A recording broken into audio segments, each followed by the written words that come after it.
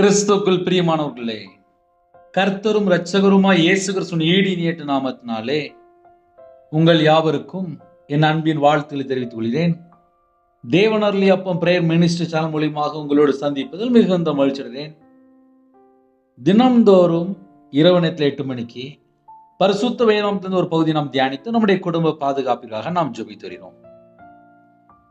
இந்த வருஷத்திலே தேவன் நமக்கு தந்த வாக்குத்தத்தம், சோதனை காலத்திற்கு தப்பும்படி நானும் உன்னை காப்பேன். ஹல்லேலூயா. வெளிப்படுத்தின விசேஷம் 3ஆம் அதிகாரம் 10ஆம் வசனம் எழுதப்பட்டிருக்கு. சோதனை காலத்திற்கு தப்பும்படி நானும் உன்னை காப்பேன். யாரெல்லாம் இணைந்திருக்கிறீங்களோ உங்க எல்லாருக்கும் கர்த்தராகிய இயேசு நாமத்தினாலே என் அன்பின் வாழ்த்துக்களை தெரிவித்துக் கொள்கிறேன். இன்னைக்கு செய்தி என்ன அப்படின்னா, கள்ள ஊழியர்கள், கள்ள தீர்க்கதரிசிகள், கள்ள ஓநாய்கள், இப்படி கடைசி காலத்திலே கள்ள அப்போஸ்தலர்கள், கள்ள சகோதரர்கள், பரிசுத்த வேதாகமத்துல நிறைய வசனங்கள் இருக்கு. அதுல ஒரு முக்கியமான ஒரு பகுதியை நம்ம தியானிக்க போகிறோம். மத்தேயு எழுதின சுவிசேஷம் 7ஆம் அதிகாரம் 15 முதல் 17 ஆகிய வசனங்கள். கள்ள தீர்க்கதரிசிகளுக்கு எச்சரிக்கையாய் இருங்கள். அவர்கள் ஆட்டுத்தோலை போர்த்து கொண்டு உங்களிடத்தில் வருவார்கள்.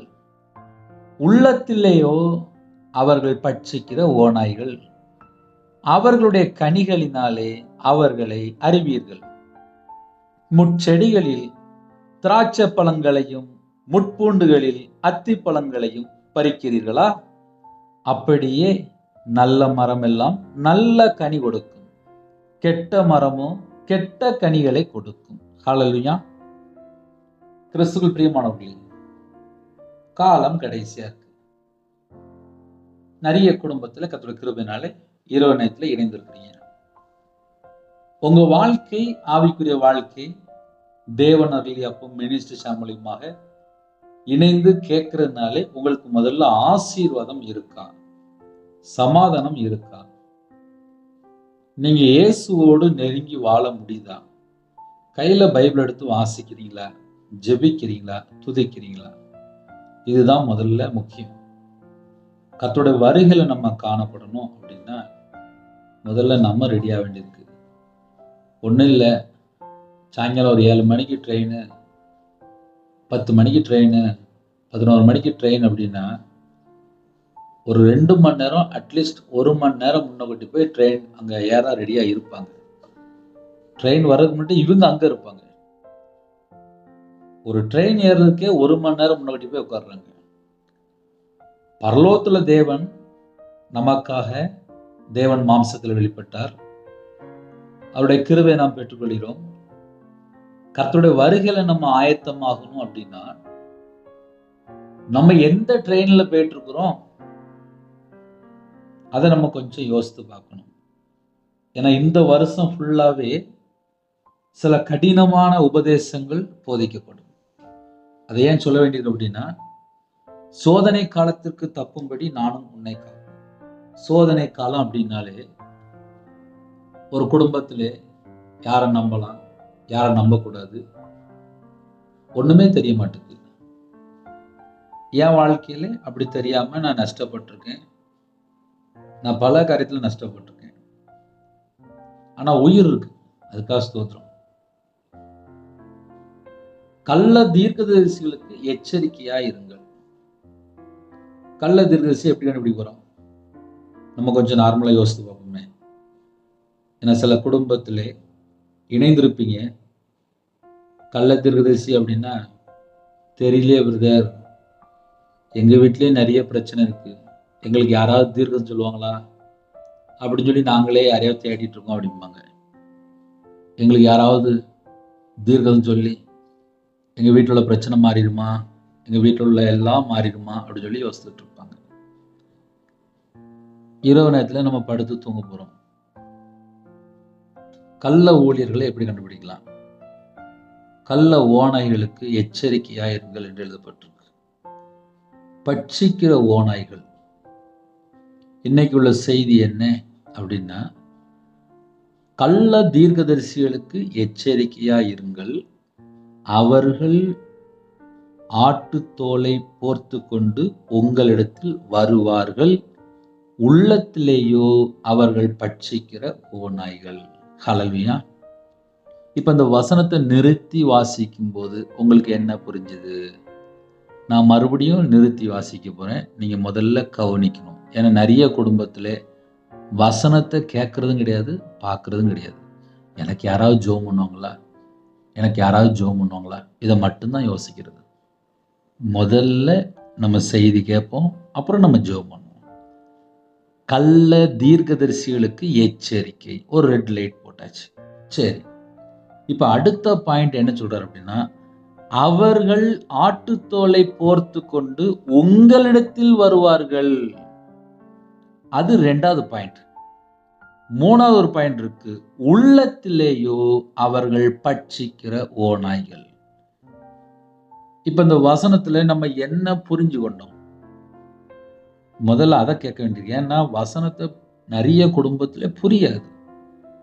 கள்ள தீர்க்கதரிசிகள் அப்படின்னாலும் புரியாது, பட்சிக்கிற ஓநாய்கள் அப்படின்னு சொன்னாலும் புரியாது, ஆட்டுத்தோலை போர்த்து கொண்டு உங்களிடத்தில் வருவார்கள் அப்படின்னா மட்டும் கொஞ்சம் புரியும். ஏன்னா உங்களிடத்தில் வருவார்கள் அப்படின்னு சொல்லி போட்டிருக்கீங்களா. இப்ப நைட்டு செய்தி என்ன அப்படின்னா, கள்ள தீர்க்கதரிசிகளுக்கு எச்சரிக்கையா இருக்கணுமா. பிரதர், எங்க வீட்டுல ஏதாவது நல்லது நடக்குமா அப்படின்னு சொல்லிட்டு தான் நாங்க தீர்க்கதரிசிகளை தேடி போறோம். என் வாழ்க்கையில நான் வியாபாரத்துல கஷ்டப்பட்டிருக்கேன்.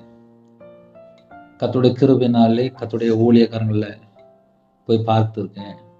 எனக்கு தீர்க்கதரிசனமா சொல்லியிருக்காங்க, அது என் வாழ்க்கையில நிறைவேறி இருக்கு. இப்படி நான் நிறைய காரியங்களை சொல்ல முடியும். நான் கள்ள தீர்க்கதரிசிகளையும் பார்த்துருக்கேன், நல்ல ஊழியர்களையும் பார்த்துருக்கேன்.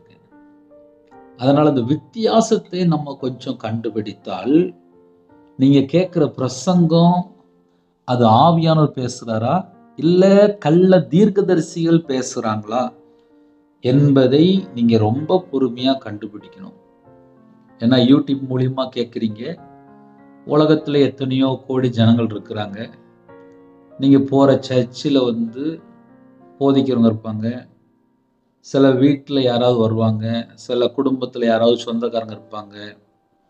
ஆன்லைன் மூலியமா எத்தனையோ செய்தி நம்ம கேட்குறோம். இதுல யாரு கள்ள ஊழியக்காரங்க, கள்ள தீர்க்கதரிசிகள், கள்ள ஓநாய்கள் எப்படி கண்டுபிடிப்பது?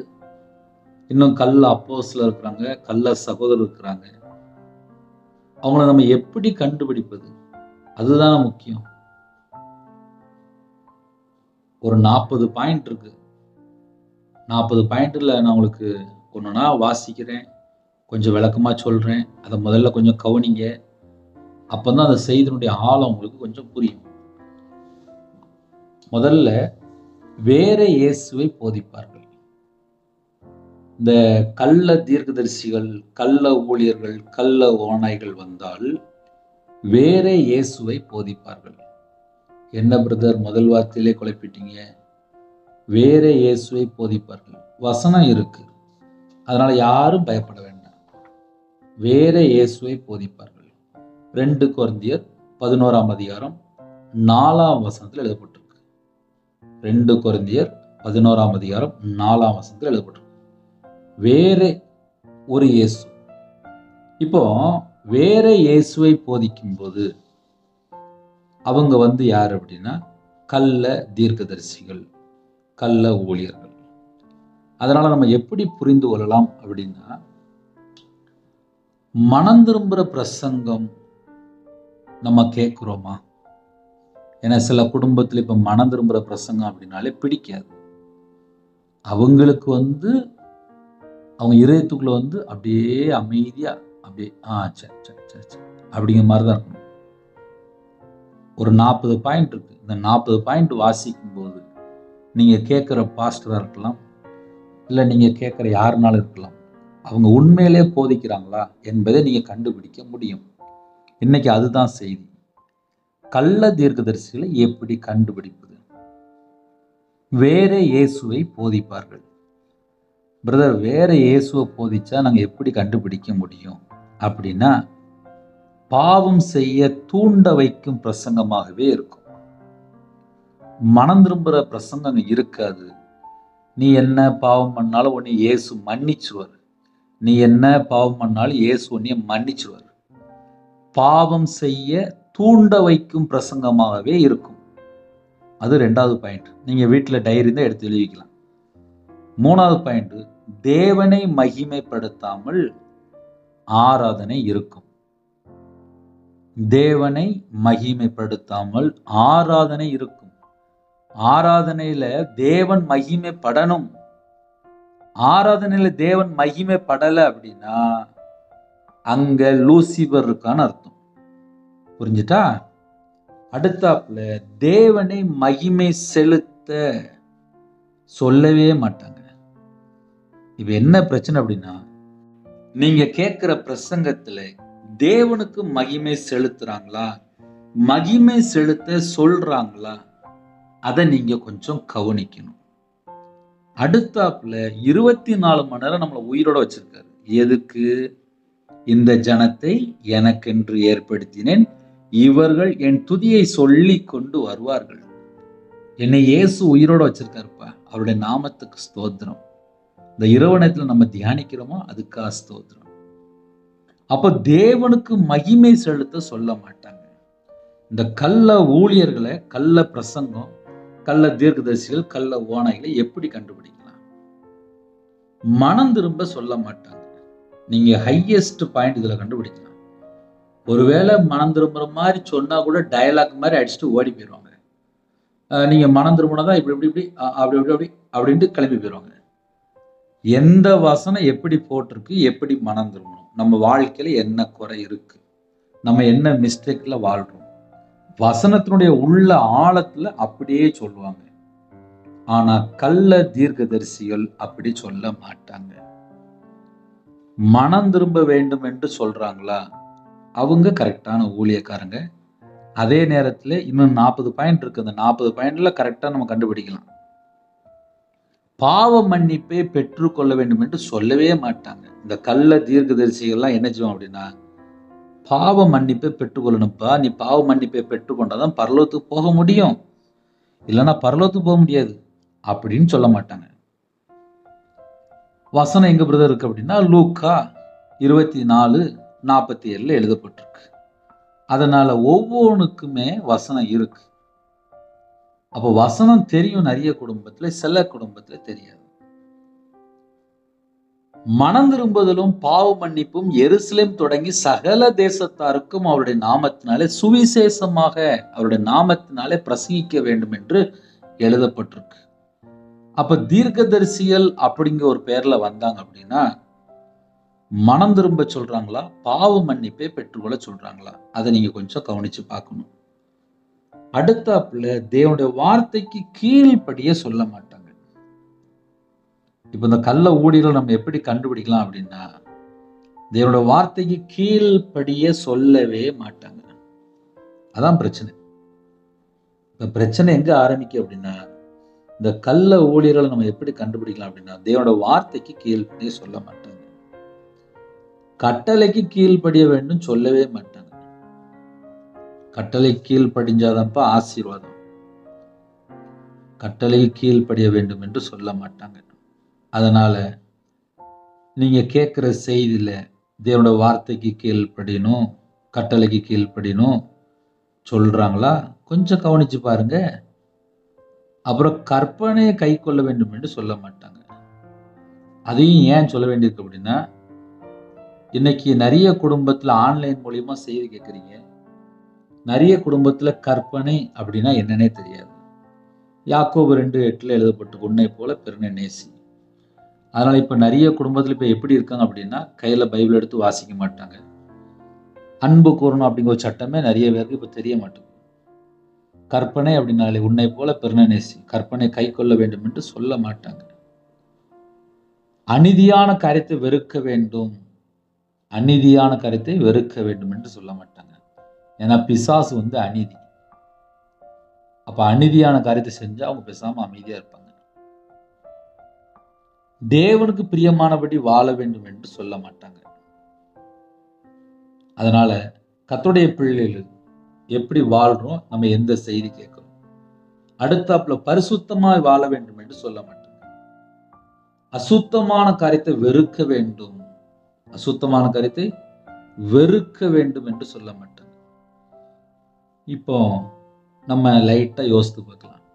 நம்ம கேட்கிற செய்தியில உண்மையாய் வாழ வேண்டும் என்று சொல்ல மாட்டாங்க.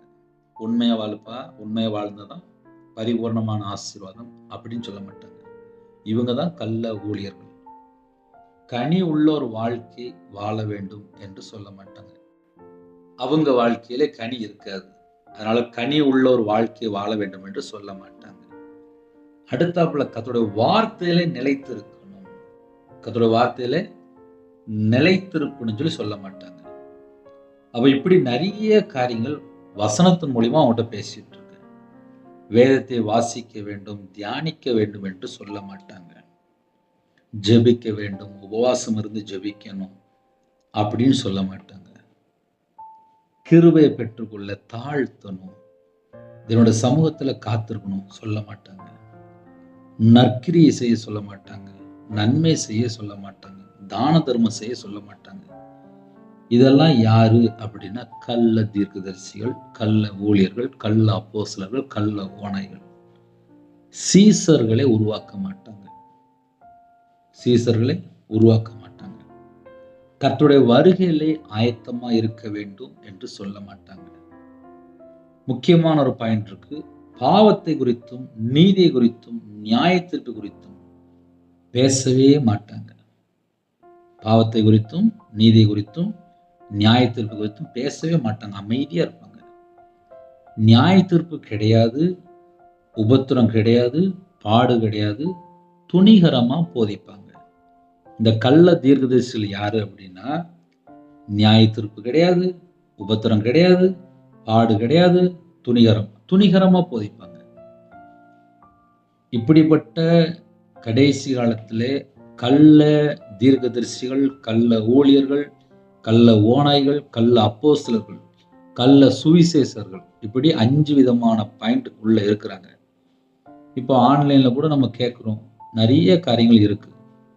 ஏன்னா நீங்க அடுத்த நிறைய பார்க்கும்போது உங்களுக்கு தெரியும், யாராவது சத்தியத்துக்கு வேற மாதிரி பேசுறாங்களா, உடனே அந்த இதை விட்டு வெளியில போயிடலாம்.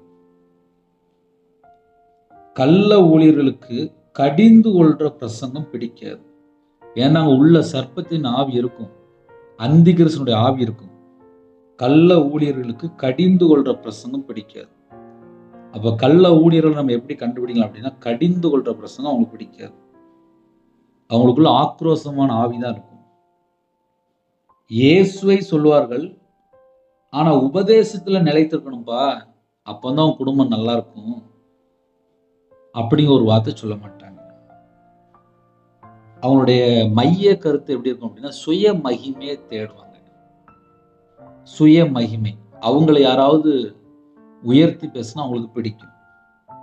வேதத்தில் இல்லாத நூதனமான வெளிப்பாடுகள் அவங்களுக்கு தான் தெரியுங்க மாதிரி அப்படியே பெரிய டயலாக் மாதிரி அடிச்சு பேசுவாங்க. வேதத்தில் இல்லாத நூதனமா பேசுவாங்க. ஜனங்களை தன் பக்கம் இழுத்து கொள்வாங்க. ஜனங்களை இயேசு பக்கம் திருப்புனா கரெக்டான ஊழியம், தன் பக்கம் யாராவது இழுத்தாங்க அப்படின்னா நம்ம கொஞ்சம் செக் பண்ணி பார்க்கணும். வசனத்தினுடைய கருத்து சொல்லாமல் டயலாக் பிரசங்கம் தான் அங்க அதிகமா இருக்கும். சத்தியத்தை பேச மாட்டாங்க, சொல்லவும் மாட்டாங்க. ஆனா வேதத்தை மட்டும் புரட்டி புரட்டி பேசுவாங்க. வேதத்தை புரட்டி பேசுவாங்கன்னா என்ன அர்த்தம் அப்படின்னா, ஒரு வசனத்துல கீழே என்ன எழுதப்பட்டிருக்கு, மேல என்ன எழுதப்பட்டிருக்கு, நம்ம வாழ்க்கையில் நம்ம என்ன செய்யணும், நம்ம எப்படி வாழ்ந்தா ஆசீர்வாதம், எப்படி மனம் திரும்பணும், எப்படி தேவனுக்கு பிரியமானபடி அந்த வசனத்தை நம்ம கீழ்ப்படியணும் அப்படின்னு நமக்கு சொல்லி கொடுத்தால் அது கரெக்டான பிரசங்கம். ஆனா இப்போ வசனத்தையும் சொல்றது கிடையாது, ஒன்லி டயலாக் தான். Dialogue dialogue dialogue. வசனத்தினுடைய உண்மையான கருத்து சொல்லி, மனம் திரும்ப சொல்லி, பரிசுத்தமா வாழ சொல்லி, நீதியை பின்பற்ற சொல்லி, கர்த்தருடைய வருகையில நம்ம காணப்படணும் அப்படின்னு சொன்னால் அந்த பிரசங்கம் சரியான பிரசங்கம். சத்தியத்தை சொல்லாமல் வேதத்தை புரட்டி பேசுவாங்க, ஜனங்களை தன் பக்கம் இழுப்பாங்க. சத்தியத்தை சொல்ல மாட்டாங்க, வேதத்தை புரட்டிடுவாங்க. வேதத்தை புரட்டியாச்சுனாலே அங்க வஞ்சிக்கிற ஆவி வந்துட்டுன்னு அர்த்தம். சத்தியத்தை யாராவது சொல்லாம வேதத்தை யாராவது புரட்டி புரட்டி பேசுறாங்களா, அங்க வஞ்சிக்கிற ஆவி இருக்கு. கட்டுக்கதைகளை சொல்லி வஞ்சிப்பார்கள். ஒரு ஜனங்களை எப்படி வஞ்சிக்கிறாங்க அப்படின்னா, கட்டுக்கதைகள் சொல்லி எழுதப்பட்டிருக்கு. அந்தி கிறிஸ்துனுடைய ஆவி இருப்பதால் தந்திரமாக போதிப்பார்கள். இவங்களுடைய டீச்சிங்ல எப்படி இருக்கும் அப்படின்னா, தந்திரமா போதிப்பாங்க. எதுக்கு? கொஞ்சோண்டு காணிக்கை கிடைக்கலாம், கொஞ்சோண்டு நல்ல பேர் எடுக்கலாம், கொஞ்சோண்டு காணிக்கை அனுப்புவாங்க, அக்கௌண்ட்ல அனுப்புவாங்கல்ல, அதுக்காக தந்திரமா போதிப்பாங்க, வஞ்சிப்பாங்க, வைத்து பசிக்காக போதிப்பாங்க. அடுத்தாப்புல கள்ள தீர்க்க தரிசனம் சொல்லுவாங்க. இவங்களை எப்படி கண்டுபிடிக்கலாம் அப்படின்னா, கள்ள தீர்க்க தரிசனம். தேவனுடைய தீர்க்கதரிசியா இருந்தால் ஒரு வார்த்தை கூட தரையில விழாது. கள்ள தீர்க்கதரிசிகள் நிறைய தேசத்துக்குள்ள இருக்கிறாங்க. கள்ள தீர்க்க தரிசனம் சொல்லுவாங்க. அநேக போலி பொய்யான அற்புதங்களை நடப்பிப்பார்கள். இப்படி நடந்துட்டு அப்படி நடந்துட்டு, நான் அப்படியே பார்த்துட்டேன், இந்த வீட்டுக்குள்ள இருக்கு, நான் தேசத்துக்குள்ள இப்படி பார்க்கிறேன், நான் இங்க அப்படி பார்க்கிறேன் அப்படின்னு சொல்லி ஏகப்பட்டது சொல்லிடலாம். அவங்க சொன்ன வார்த்தைலாம் நிறைவேறினா மட்டும்தான் அவங்க தேவனுடைய தீர்க்கதரிசி. ஹல்லேலூயா. வசனம் அப்படிதான் எழுதப்பட்டிருக்கு. கடைசி காலத்திலே சத்தியத்தை அறிந்து கொண்டு சத்தியம் உங்களை விடுதலையாக்கும், குமாரன் உங்களை விடுதலையாக்கினால் மெய்யாகவே விடுதலையாக்கப்படுவீர்கள். கர்த்தருடைய ஆவி எங்கே உண்டோ அங்கதான் விடுதலை. ஒரு மனுஷன் கையில பைபிள் எடுத்து வாசிக்க ஆரம்பிச்சாச்சுனாலே, மனம் திரும்ப ஆரம்பிச்சாச்சுனாலே, அந்த குடும்பத்தை பரலோகத்தில் தேவன் ஆசீர்வதிப்பார். இன்னைக்குள்ள பிரசங்கம் என்ன அப்படின்னா, கள்ள தீர்க்கதரிசிகளுக்கு எச்சரிக்கையா இருங்கள். இப்போ ஒரு 40 பாயிண்ட் உங்களுக்கு நான் சொன்னேன். இந்த 40 பாயிண்ட்ல பிரதர் என்னை ஏமாத்திட்டாங்க பிரதர், நான் அந்த ஊழியக்காரங்களை நம்பி கொஞ்சம் பணம் கொடுத்தேன், எனக்கு தரல, அந்த ஊழியக்காரங்களை நம்பி நான் போனேன், அந்த ஊழியக்காரங்களை நம்பி அப்படின்னு சொல்லி ஏகப்பட்ட காரியம் வரும். சுவாசம் உள்ள மனுஷனை நம்புவதை விட்டு விடுங்கள் என்று வேதம் சொல்கிறது. என்ற சில ஜெப குறிப்பு வரும். ஒரு 2 வருஷம் முன்பாக ஒரு குடும்பத்திலே ஜெபிக்க வரும்போது சொன்னாங்க, பாஸ்டருடைய குடும்பத்துல மகளுக்கு கல்யாணமா, அதனால வீட்டில் இருக்கிற நகையெல்லாம் கொண்டு போய் பாஸ்டர்கிட்ட கொடுத்தாங்க. அவங்க மட்டும்தான் கொடுத்தாங்களா அப்படின்னு சொல்லி பார்க்கும்போது, அவங்க வீட்டில் இன்னும் அடுத்த சகோதரி அவங்களும் கொண்டு போய் பாஸ்டர்கிட்ட கொடுத்துட்டாங்க. இன்னொரு குடும்பம், இப்படி நிறைய குடும்பம் அந்த பாஸ்டரை கொண்டு போய் கொடுத்துருக்காங்க. சரி, அந்த பாஸ்டர் சர்ச்சை வச்சிருக்காங்கன்னு சொல்லி கேட்டேன். சர்ச்சையும் வைக்கல அப்படின்ட்டாங்க. அப்புறம் எப்படி பாஸ்டர் இங்கே அவங்க கூட்டம் நடத்துவாங்க, அவங்க வீட்டில் மகளுக்கு கல்யாணம் சொன்ன உடனே நாங்கள் இருக்கிற நகையெல்லாம் கொண்டு போய் கொடுத்துட்டோம் அப்படின்னு சொல்லி சொன்னாங்க. எவ்வளோ அப்படின்னு சொல்லி கேட்டேன். அது நிறைய, கொஞ்ச நெஞ்சல்ல நிறைய, அதை நீங்கள் புரிந்து கொள்ளணும். ஆக மொத்தம் கொடுத்தது வரலை. கொடுத்தது யார் தப்பு? கள்ள தீர்க்கதரிசிகளுக்கு எச்சரிக்கையா இருங்கள், கள்ள ஊழியர்களுக்கு எச்சரிக்கையா இருங்கள், கள்ள ஓநாய்களுக்கு எச்சரிக்கையா இருங்கள். நான்லாம் என் வாழ்க்கையில நான் ஏமாந்துருக்கேன்ப்பா, என் வாழ்க்கையில நான் ஏமாந்துருக்கேன். யாரை நம்பணும் யாரை நம்ப கூட எனக்கே தெரியாது. என் வாழ்க்கையில நான் ஏமாந்துருக்கேன். ஒரு மனுஷனுடைய வாழ்க்கையில வசனத்தை சார்ந்து கொண்டு வாழ்ந்தால் அவங்க ஏமாந்து போக மாட்டாங்க. அப்படி இல்லாமல் உலகத்துல ஏதாவது ஒரு காரியத்துல அடிமையா இருக்கும்போது ஏதாவது ஒரு விஷயத்துல ஏமாந்து போயிடுவாங்க. கள்ள தீர்க்கதரிசிகளுக்கு எச்சரிக்கையா இருங்கள். அவர்கள் ஆட்டு தோலை போர்த்து கொண்டு உங்களிடத்தில் வருவார்கள். வருவார்கள் அப்படின்னா வீட்டுக்கு கிளம்பியோ இல்லை நீங்க இருக்கிற இடத்துக்கு கிளம்பியோ வருவாங்க. நான் அப்படி நிறைய பேரை பார்த்துருக்கேன். உள்ளத்திலேயோ அவர்கள் பட்சிக்கிற ஓநாய்கள் அப்படின்னு சொல்லி எழுதப்பட்டிருக்கு. உள்ளத்திலேயோ. இப்ப அவங்களை எப்படி கண்டுபிடிக்கலாம் அப்படின்னா, அவர்களுடைய கனிகளினாலே அவர்களை அறிவீர்கள். அவங்களுடைய கனிகளை மட்டும் வச்சுதான் கண்டுபிடிக்க முடியுமா? கனிகள் அப்படின்னு உடனே அதுக்கும் சில குடும்பத்துல அர்த்தம் தெரியாது. கனிகள் அப்படின்னா ஆவிக்குரிய கனி இருக்கு, மாம்சத்துக்குரிய கிரியைகளும் இருக்கு.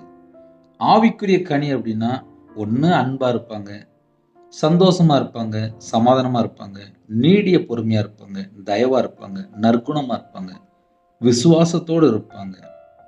சில குடும்பத்திலே இன்னும் கொஞ்சம் ஆழமா சொல்லணும் அப்படின்னா, சாந்தம், இச்சை அடக்கம். ஆவிக்குரிய 9 கனியும் அவங்களுக்குள்ள பரிபூர்ணமா இருக்கும்.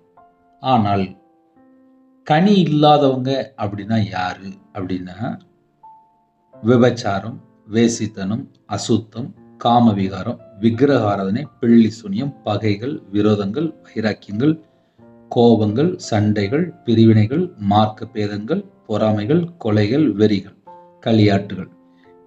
இந்த 17 மாம்சக்கிரியை இருக்கும்போது அவங்களால ஆவியில இருக்க முடியாது. இப்போ கர்த்தருடைய ஊழியக்காரங்களை நம்ம எப்படி கண்டுபிடிக்கலாம் அப்படின்னா, ஊழியக்காரங்களுக்கு குடும்பம் இருக்கும். ஞாயிற்றுக்கிழமை வந்து மெசேஜ் கொடுப்பாங்க. மற்ற 6 நாள் சில குடும்பத்தில் ஊழியம் பண்ணிட்டு இருப்பாங்க, சில குடும்பத்தில் வேலை செஞ்சுட்டு ஊழியம் பண்ணிட்டு இருப்பாங்க. இப்படி பல குடும்பங்கள் உண்டு. நம்ம கர்த்தரை சார்ந்து கொள்றோமா, இல்ல பாஸ்டர் மட்டுமே நம்ம நம்பி வாழ்றோமா? இப்ப அதுதான் பெரிய பிரச்சனை. ஏன்னா யாரு மாம்சத்துல இருக்கிறா, யாரு ஆவியில இருக்கிறா, நம்ம எப்படி கண்டுபிடிக்க முடியும் அப்படின்னா, அவர்களுடைய கனிகளினாலே. அவங்கள்ட்ட பழகி பார்க்கும்போது தெரியும். வாயை திறந்தா ஒன்லி பொய் பேசிட்டு இருப்பாங்க. வாயை திறந்தா ஒன்லி பொய் பேசிட்டு இருப்பாங்க. பொய் பேசுனா பொய்க்கு பிதா உள்ள இருக்கான், லூசிபர் உள்ள இருக்கான்னு அர்த்தம். ஒரு மனுஷனுடைய வாழ்க்கையிலே பொய் பேச ஆரம்பிச்சாச்சுனாலே அங்க லூசிபர் உள்ள வந்துருவான். அதனால கர்த்தருடைய பிள்ளைகள் யாரை நம்பணும், யாரை நம்பக்கூடாதுன்னு சொல்லி யோசித்து பார்க்கும்போது, இயேசுவை நம்புங்க. இயேசுவை நம்புங்க. உங்க வாழ்க்கையில எந்த மிஸ்டேக் வராது.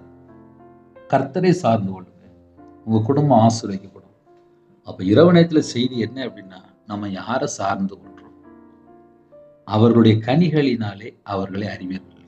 கள்ள ஓநாய்கள் வரும்போது என்னப்பா நடக்கும் அப்படின்னா, உள்ளத்திலேயோ அவர்கள் பட்சிக்கிற ஓநாய்கள் வரும்போது பார்த்தா ஆட்டுத்தோலை பொறுத்து கொண்டு வருவாங்களாம். நல்லவங்க போலயே வீட்டுக்குள்ள வருவாங்க. நல்லவங்க போலயே வீட்டுக்குள்ள வருவாங்க. நான் மறுபடியும் சொல்றேன், நல்லவங்க போலயே வீட்டுக்குள்ள வருவாங்க. ஆனா அந்த வீட்டுல ஒரு உயிரை வேட்டையாடும் போது எப்படி ஒரு ஓநாய் வந்து ஒரு ஆடை வேட்டையாடும் போது எப்படி பீறிமோ, எப்படி கடிச்சு இழுக்குமோ, நல்லா யோசித்து பாருங்களேன். ஒரு ஓநாய் ஒரு ஆடை கடிக்கும்போது எப்படி கடிக்கும்? கடிச்சு கிழிக்கும். அதே போல அவர்கள் ஆட்டுத்தோலை போர்த்து கொண்டு உங்களிடத்தில் வருவார்கள், உள்ளத்திலேயோ அவர்கள் பட்சிக்கிற ஓநாய்கள். அப்ப அவங்க இருதயத்துக்குள்ள என்ன இருக்கும் அப்படின்னா, யாரை எப்ப கடிச்சு குதறலாம் அப்படிங்கிற ஒரு வெறி உள்ள இருக்கும். கோபம், வைராக்கியம், சண்டை, எரிச்சல் இதெல்லாம் உள்ள இருக்கும். கள்ள தீர்க்கதரிசிகள் என்று எழுதப்பட்டிருக்கு. அவர்களுடைய கனிகளினாலே அவர்களை அறிவீர்கள். முட்செடிகளில் திராட்சை பழங்களையும் முட்பூண்டுகளில் அத்தி பழங்களையும் பறிக்கிறீர்களா? அப்படியே நல்ல மரம் எல்லாம் நல்ல கனிகளை கொடுக்கும். நல்ல மரமா இருந்துச்சு அப்படின்னா நல்ல கனி கொடுக்குமா? கெட்ட மரமோ கெட்ட கனிகளை கொடுக்கும். அப்போ ஒரு குடும்பத்தையோ இல்ல ஒரு ஊழியக்காரங்களையோ இல்ல யாரையோ நம்ம கண்டுபிடிக்கணும் அப்படின்னா அவருடைய கனிகளை வைத்து மட்டும்தான் கண்டுபிடிக்க முடியும். ஆவிக்குரிய வாழ்க்கையில வளரணும் அப்படின்னா வேத வசனத்துக்கு கீழ்ப்படிந்தா மட்டும்தான் ஆவிக்குரிய வாழ்க்கையில வளர முடியும். நான் கையில பைபிள் எடுத்து வாசித்து பார்க்கும்போது என் வாழ்க்கையில நான் இன்னும் எவ்வளவு தூரம் நான் இன்னும் இயேசுக்கு நான் கிட்டி சேரணும் அப்படின்னு சொல்லி செக் பண்ணி பார்க்கும்போது ஒவ்வொரு வசனத்துக்கும் நான் கீழ்ப்படிய வேண்டியதுதான் என் வேலை. கீழ்ப்படியல அப்படின்னா அந்த இடத்துல பிசாசு உள்ள வந்துருவான். இதான் நான் பைபிள் வாசித்து கண்டுபிடிச்சது. 24 மணி நேரம் வாழ்க்கையில எப்போ நம்ம சும்மா இருக்கிறோமோ, வீண் வார்த்தை பேசினாலும் பாவம் சொல்லி போட்டிருக்கு, தீமையை யோசித்தாலும் சொல்லி பாவம் சொல்லி போட்டிருக்கு. இப்படி பரிசுத்த வேதாந்தத்துல நிறைய வசனம் உள்ள இருக்கு. அப்ப நம்ம வாழ்க்கையில ஆவிக்குரிய வாழ்க்கையில வளரணும் அப்படின்னா நம்ம என்ன செய்யறோம் அதை மட்டும் நம்ம யோசித்து பார்ப்போம். நைட் நேரத்துல ஒரு சின்ன ஜெபம் பண்ணி முடிக்க போறேன். கர்த்தருடைய பிள்ளைகள் தான் இணைந்திருக்கிறீங்க. உங்க வாழ்க்கையில ஆவிக்குரிய வாழ்க்கையில வளருக்கு பிரயோஜனமா இருந்தா என்னுடைய சேனல் பாருங்க. ஒவ்வொரு நாளும் ஒவ்வொரு செய்தி பேசிட்டு இருக்கிறோம். காலையிலையும் பேசுறோம், நைட்டும் பேசுறோம். உங்களுக்கு பிரயோஜனமா இருந்துச்சுன்னா நீங்க மற்றவங்களுக்கு அனுப்புங்க. என் பேர் ரவிராஜ், தேவன் அருளியப்பம் மினிஸ்ட்ரி சேனல். எனக்காக டெய்லி ஒரு நிமிஷமா ஜெபம் பண்ணிக்கோங்க. தேவனர்லி அப்ப மினிஸ்டர்ல முழு நேர ஊழியம். நான் ஆரம்ப காலத்திலே கையில பைபிள் எடுத்து வாசித்து பார்க்கும்போது, தேசத்திலே குடியிருந்து சத்தியத்தை மேய்ந்துகொள் அப்படின்னு சொல்லி வசனம் எனக்கு ரொம்ப பிடிச்சிருந்துச்சு. சங்கீதத்துல இருக்கு. அந்த வசனம் வாசிக்கும் போதுக்கு அர்த்தம் என்ன சொல்லி பார்த்தேன். நம்ம எல்லாம் ஆடு. ஆடுக்கு என்ன வேணும்? சாப்பாடு வேணும். சாப்பிட்ட உடனே பேசாம படுத்து தூங்கிடும். நல்ல புல்லுள்ள இடமா அந்த மேய்ப்பன் கொண்டு போவார். நமக்கு வசனத்தை நம்ம வாசிக்க தியானிக்க ஆவிக்குரிய வாழ்க்கையில வளர முடியும். ஆவிக்குரிய மன்னா நமக்கு கிடைக்கும். அழகா காலையில நைட்டும் பேசிட்டு இருக்கிறேன். எனக்கா ஜெபித்து கொள்ளுங்க. ஒவ்வொரு நாளும் ஒவ்வொரு வித்தியாசமான சத்தியத்தை ஆவியானவர் பேசி கொண்டிருக்கிறார். தயவு செய்து எனக்கா ஜெபித்து கொள்ளுங்க. நைட் நேரத்துக்கு ஜெபிப்போம். அன்பின் கர்த்தாவே, உண்மை நன்றியோடு துதிக்கிறோம் சொல்கிறோம்ப்பா. கள்ள தீர்க்கதரிசிகளுக்கு எச்சரிக்கையா சொன்னீங்கப்பா. அவர்கள் ஆட்டுத்தோலை போர்த்து கொண்டு உங்களிடத்தில் வருவார்கள் என்று எழுதப்பட்டிருக்கு. அவர்கள் உள்ளத்திலேயோ பட்சிக்கிற ஓநாய்கள் சொல்லி முடிச்சிட்டீங்கப்பா. உங்களுடைய வார்த்தையை நாங்கள் கீழ்படியணும்ப்பா. நாங்கள் எங்கெல்லாம் மிஸ்டேக்கா இருக்கிறோமோ எங்களுடைய பாவத்தை மன்னிச்சிருங்கப்பா. இரவு நேரத்தில் ஜெபிக்கிற குடும்பத்தை ஆசீர்வதிங்க.